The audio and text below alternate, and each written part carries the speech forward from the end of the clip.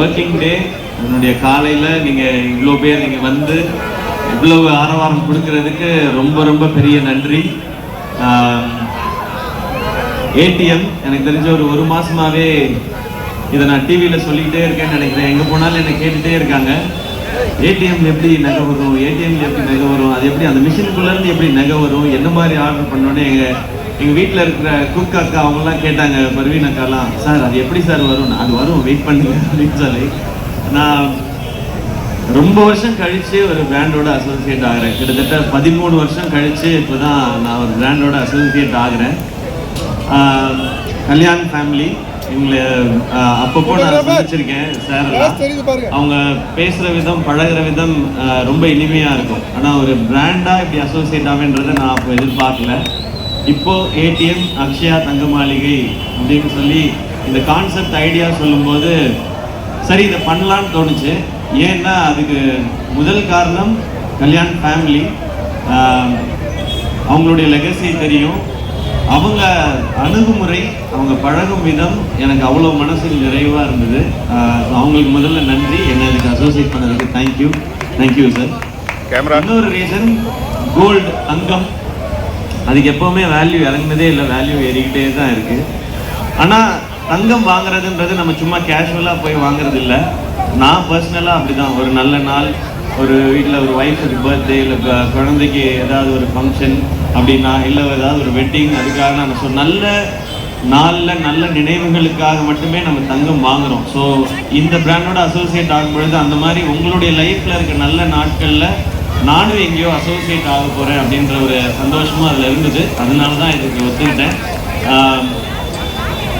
இதை கொண்டு போய் இவங்க சேர்த்த விதம் அமேசிங்காக இருக்குது. என்னை பார்க்குற எல்லாருமே இப்போ இதை பற்றி தான் ஃபஸ்ட்டு, நீங்கள் நேற்று நான் ஷூட்டிங்கில் இருக்கேன் மதுரையில், நீங்கள் நாளைக்கு கடலூருக்கு போகணுமே, நீங்கள் என்ன இன்னும் மதுரையில் இருக்கீங்க அப்படின்னு சொல்லி கேட்டாங்க.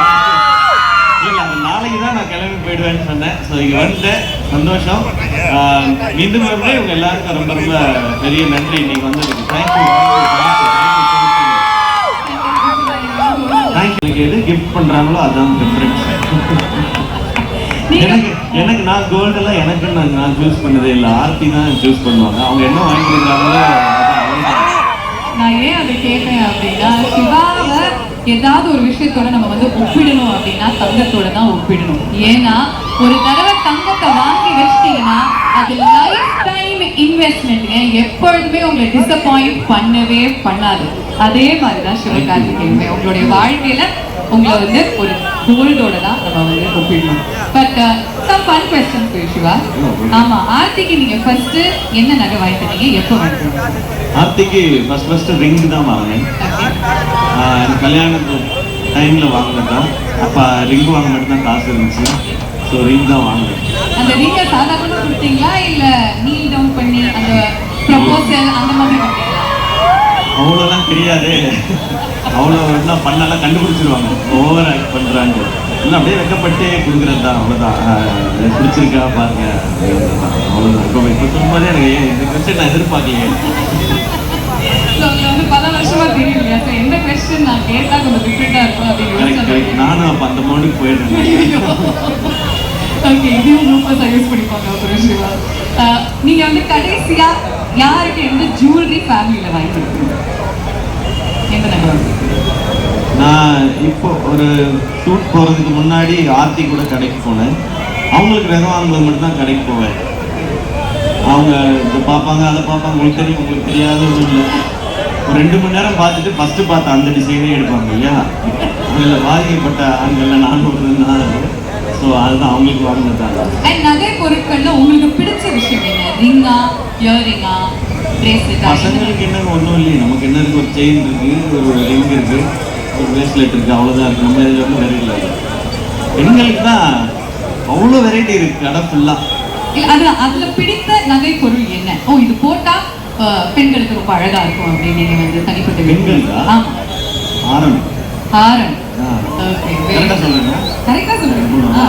அந்த இது சோக்கரு, இதுக்கு மேல அந்த ஆரம். ஆரம் தான். நான் எப்ப போனாலும் ஆர்த்தி இருப்பாரு. இதையே எப்ப பார்த்தாலும் வாங்கிட்டு. ஃபேண்டாஸ்டிக். இங்க நிறைய ஆண்கள் வந்திருக்காங்க. யூஸ்வலா ஆண்கள் வந்து நகை வாங்குறதுக்கு கொஞ்சம் சங்கோச்சப்படுவாங்க, என்னப்பா நமக்கு அப்படின்னு சொல்லிட்டு. ஆனா இந்த காலத்துல அது வந்து பெரிய இன்வெஸ்ட்மெண்ட் பொக்கிஷமாகவும் மாறுது இல்லையா சிவா? ஸோ அதை பற்றி சொல்லுங்க. ஏன் கோல்டு லைக் ரொம்ப சிம்பிளாக சொல்லணும்னா ஒரு நாட்டினுடைய மதிப்பையே கோல்டோட ரிசர்வ்ஸ் வச்சு தான் முடிவு பண்ணுறாங்க. அப்போ ஒரு இண்டிவிஜுவலுக்கும் அதுதான் பெரிய வேல்யூன்னு நினைக்கிறேன். கோல்டில் இன்வெஸ்ட் பண்ணுறது அப்ரிசியேஷனும் கூட. இது மக்களுக்கும் தெரியும், என்னை விட அதிகமாக தெரியும். ஏன்னா நிறைய பேர் இங்கே அதை இன்வெஸ்ட் பண்ணியிருக்காங்க. அண்ட் அது எப்போவுமே வேல்யூ அடிஷன் நம்ம லைஃப்புக்கும் சரி. அண்ட் ஒரு நமக்கு ஒரு சாட்டிஸ்ஃபேக்ஷன் இருக்கும்ல, ஓகே நம்ம சம்பாதிச்ச காசுல ஒரு நல்ல விஷயத்தை வாங்கியிருக்கோம் அப்படின்றது. இப்போ ஒரு ரொம்ப காஸ்ட்லியான எக்ஸ்பென்சிவான ஃபோன் வாங்குறதை விட இல்லை வேறு ஏதாவது ஒன்று வாங்குறதை விட கோல்டுன்றது என்றைக்குமே லைஃப்பில் அவங்களுக்கும் அதுக்கப்புறம் அடுத்த ஜென்ரேஷனுக்கு யூஸ் ஆக போகிறோம். பியூட்டிஃபுல். அது வந்து அவங்க எல்லாருக்குமே தெரிஞ்சிருந்தாலும் நீங்கள் உங்களுடைய வார்த்தைகளில் சொல்லும் பொழுது land where it needs to land அப்படிங்கிறதுக்காக அந்த கேள்வி. ஃபைனலி உங்களுக்கு வந்து நிறைய பேருக்கு ஜுவல்லரி கிஃப்ட் பண்ண பிடிக்கும் இல்லையா? உங்களுக்கு பிடித்தவங்களுக்கு உங்களுக்கு ஜுவல்லரி கிஃப்ட் பண்ண பிடிக்கும். இல்லாட்டி நீங்கள் வந்து நிறைய விஷயங்கள் உங்களுடைய ப்ரொடியூசர்ஸ்க்கு டிரெக்டர்ஸ்க்கு கிஃப்ட் பண்ணியிருக்கீங்க இல்லையா? கோஆங்கர்ஸ்க்கு கிஃப்ட் பண்ணலாங்க. முன்னாள் கோஆங்கர்ஸ்க்கு பண்ணிட்டா போச்சு. போய் உள்ள போய் இப்போ எடுத்துடலாம். உங்களுக்கு எல்லாம் நீங்க என் கவுண்டர்ஸ் எல்லாம் தாங்கிட்டதுக்காக உங்களுக்கு என்ன வேணாலும் வாங்கி கொடுக்கலாம். It is my pleasure once again to meet you at every single stage. நீங்க வளர வளர ஒவ்வொரு ஸ்டேஜ்ல உங்களை மீட் பண்ணி உங்களுடைய அச்சீவ்மெண்ட்ஸை இவங்களோட சேர்ந்து கொண்டாடுறதே so much. உங்க எல்லாருக்கும் ஞாபகம் இருக்கும்னு நினைக்கிறேன், நாங்க 2 பேரும் ஹோஸ்ட் பண்ண அந்த